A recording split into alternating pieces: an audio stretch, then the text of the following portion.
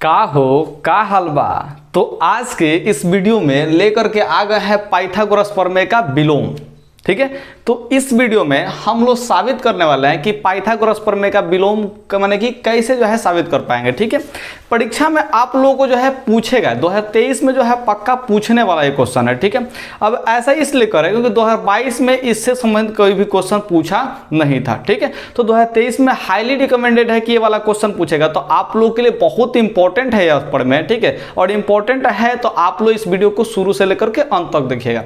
इस वीडियो में केवल हम क्या करेंगे जी, इसका प्रूफ का बात करेंगे। अगर इसके बारे में जानकारी प्राप्त करना है तो आप यहाँ पे एक आई बटन आ रहा होगा, इस पे देख सकते हैं, या फिर डिस्क्रिप्शन में आप उस लिंक को चेक कर सकते हैं। ठीक है, जिसमें हम बताए हुए हैं कि इस पाइथागोरस प्रमेय का जो विलोम वाला जो प्रमेय है, ठीक है, पाइथागोरस का जो विलोम वाला प्रमेय है, ये आखिर क्या कहता है और इसका कहाँ कहाँ उपयोग हो सकता है और इससे संबंधित कितना भी मैंने जो भी तथ्य है वो सब जो है उस वीडियो में डिस्कस किया गया है। तो आइए हम अपने कंटेंट पे वापस आते हैं और इसको सिद्ध करने का सफर जारी करते हैं। तो यहाँ पे क्या कहता है जी, तो किसी त्रिभुज में यदि एक भुजा का वर्ग, कोई भी त्रिभुज हो, ठीक है, उसमें एक भुजा का वर्ग, ठीक है, अन्य दो भुजाओं के वर्ग के योगफल के बराबर हो, यानी कि एक भुजा का जो वर्ग है वो अन्य दो भुजा है, दोनों बचा है। ठीक है, तो इन दोनों की स्क्वायर, वर्ग मतलब क्या चीज, स्क्वायर की योगफल, योगफल यानी कि प्लस सम, ठीक है, उसके योगफल के बराबर हो, तो पहली भुजा का सम्मुख कोण क्या होता है जी, तो समकोण होता है। पहली भुजा का सम्मुख कोण क्या होगा, समकोण होता है। यही वाला प्रमेय कर रहा है। तो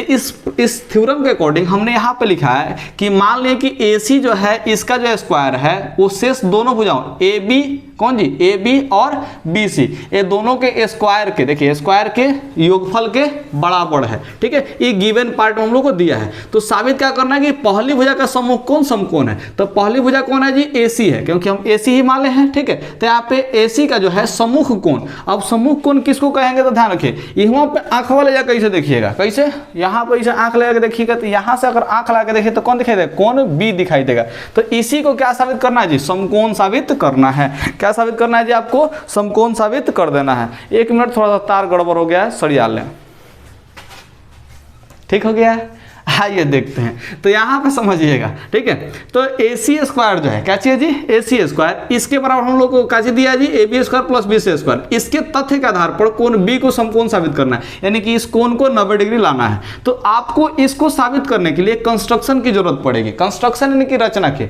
अगर आपको किसी चीज को प्रूफ करने में कुछ भी एक्स्ट्रा बातें लिखना पड़ता है तो उसको कहाँ लिखिएगा जी, कंस्ट्रक्शन में लिखिएगा।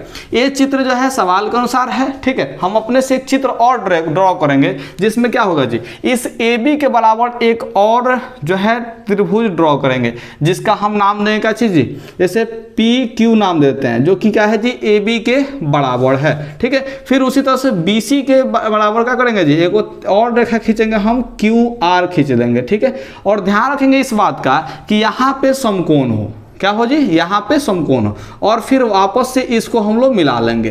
तो हमने क्या किया इसमें, ठीक है, ये चित्र हमने छोटा बड़ा बनाया क्योंकि वीडियो है और यहाँ पे एक बोर्ड में इसको पूरा समेटना है, तो छोटा बड़ा मेरे से त्रिभुज बनाया गया। लेकिन आप लोग परीक्षा में एग्जैक्ट ऐसा ही त्रिभुज बनाइएगा, इतना ही बड़का बनाइएगा, और आप साइड में भी बना सकते हैं, कोई दिक्कत वाली बात नहीं है। तो यहाँ पे देखिए हमने क्या किया कि AB के बराबर एक PQ रेखा खींचा। तो क्या खींचेंगे जी, AB बराबर PQ, और क्या खींचे थे जी, BC के बराबर QR खींचे थे। BC के बराबर क्या खींचे जी, QR रेखा खींचा, जिसमें क्या चीज़ का ध्यान रखे थे जी, रेखा खींचा, गड़बड़ हो जा रहा है जी, तो रेखा खींचा जिसमें हमने एक बात को ध्यान में रखा था, क्या चीज़ जी, कि PQR जो कोण हो, कोण PQR कोण जो है वो 90 डिग्री का है।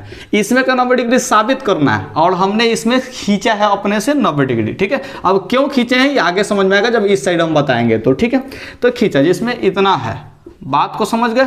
अब यहाँ से हम लोग प्रूफ को स्टार्ट करेंगे। क्या चीज़ को स्टार्ट करेंगे जी, प्रूफ को। देखिए क्या कहता है प्रूफ, कहेंगे त्रिभुज PQR में चलेंगे। ठीक है, PQR में क्या है जी, तो कोण P जो है Q है वो क्या है जी, 90 डिग्री का है। अभी लिखे थे PQR जो है 90 डिग्री, PQR मतलब क्या चीज है, ये वाला ना कोण, तो कोण क्या है जी, 90 डिग्री है। अतः यहाँ पे क्या हो सकता है जी, यहाँ पे PQR लिख सकते हैं, कोई दिक्कत नहीं है। ठीक है, तो यहाँ पे क्या हो जाएगा, कोण Q जो है समकोण है। तो पाइथागोरस प्रमेय क्या कहता है कि समकोण की सामने वाले भुजा जो है इसका स्क्वायर, पी आर का स्क्वायर, काची का स्क्वायर जी, पी आर का स्क्वायर, इस शेष दोनों भुजाओं के वर्गों के योगफल के बराबर होता है। इसके अलावा दो को भुजा कौन बचा है, पी क्यू और क्यू आर बचा है। ये पाइथागोरस प्रमेय से लिखना है, ये विलोम है और हम लिख किस रहे हैं, पाइथागोरस प्रमेय से लिख रहे हैं, ठीक है। अगर उसको भी सिद्ध करने का आप लोग मन करें तो नीचे डिस्क्रिप्शन चेक कर सकते हो, वहां पे सिद्ध करने का लिंक दिया हुआ है, उस वीडियो में पूरा पाइथागोरस प्रमेय को डिटेल में सिद्ध किया है, ठीक है। तो थोड़ा समझिए ध्यान से जी।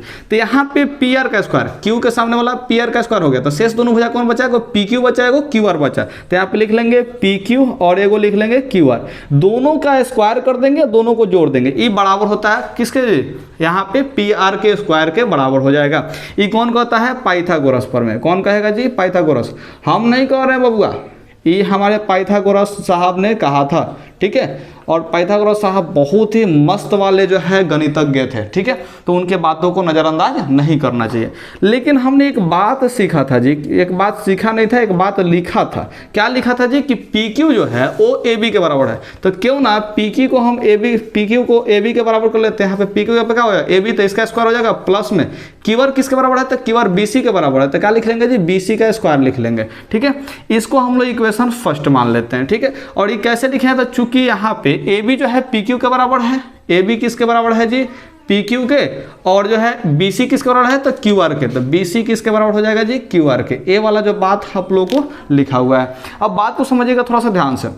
इस समीकरण एक हो गया, लेकिन दिया क्या है, लेकिन आप लोग देखेंगे अगर क्वेश्चन को गिवन को, ठीक है, क्वेश्चन के गिवन को देखिएगा तो क्या दिया है, ए सी का स्क्वायर जो है वो ए सी का स्क्वायर क्या है जी, ए बी का स्क्वायर प्लस बी सी का स्क्वायर के बराबर है। ए बी का स्क्वायर और प्लस में क्या चीज़, बी सी के स्क्वायर के बराबर है। तो इसको इक्वेशन हम लोग क्या मान लेंगे, 2। और ये कहाँ से हम लिखे हैं, गिवन से लिखे हैं। कहाँ से लिखे हैं, गिवन। गिवन मतलब होता है दिया है, यानी जो सवाल में दिया तो उसको लिखते हैं। तो यहाँ पे 1 और 2 को ध्यान से देखिए, देखिए तो आर एच एस दोनों का बराबर दिख रहा है क्या, आर एच एस दोनों का बराबर दिख रहा है। तो यानी कि एल एच एस भी क्या हो जाएगा जी, बराबर हो जाएगा।